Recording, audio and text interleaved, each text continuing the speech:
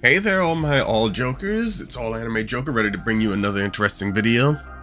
So the other day while I was organizing PC parts to decide on what to build next for a video, I found my old PC with more or less all its parts intact.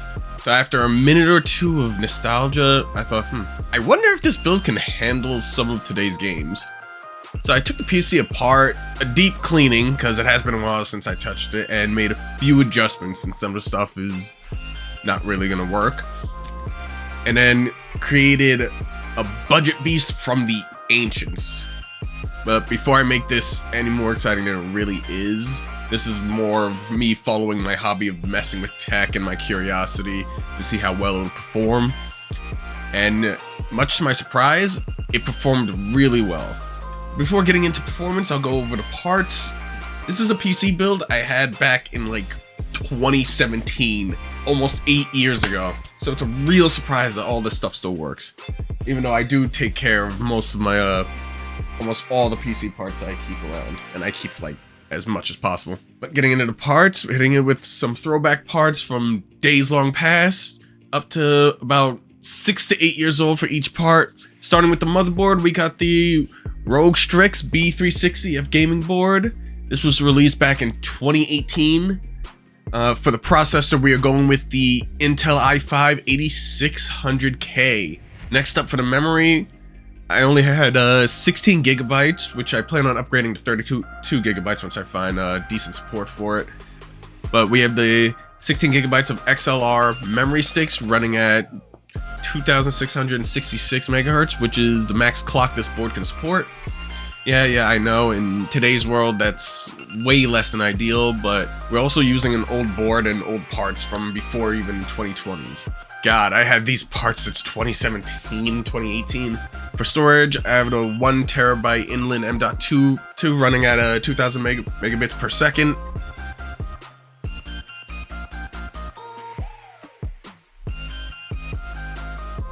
For the case, I wanted to go with something that was budget and looked nice, and I know everyone is loving the fishbowl design, so I went with the Montech XR for a good $70 off of Micro Center. For the CPU cooler, I had to get a new one since the old one is kind of not usable anymore. It's not easy to find an LGA 1151 support, especially for an 8th gen Intel CPU.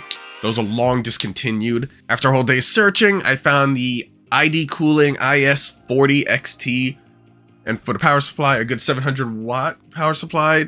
That also came with the build. Now for the GPU, this graphics card has been very sentimental to me for so long. That's why when I upgraded my GPU, I was really hesitant. Like this GPU got me through thick and thin, but I never thought of getting rid of it. But bringing out the OG, for me anyway, the XFX RX 5700 XT Ultra Thick 3.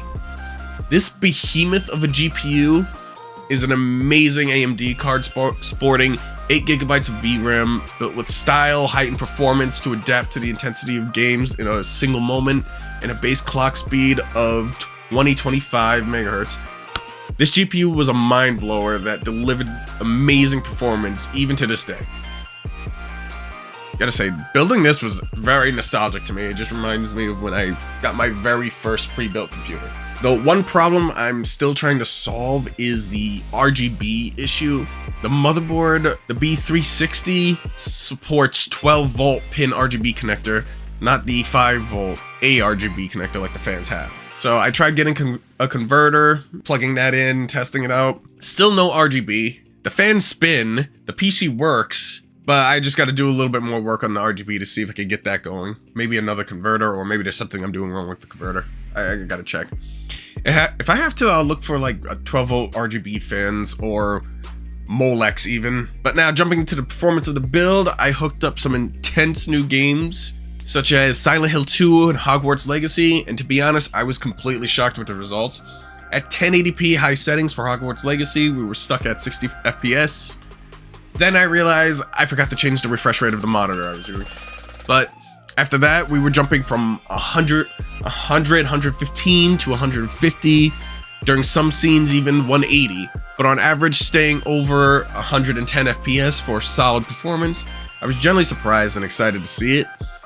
I played for like 10 minutes, going into 15 minutes, and didn't experience any crashes, then jumped into the next game, which was Silent Hill 2.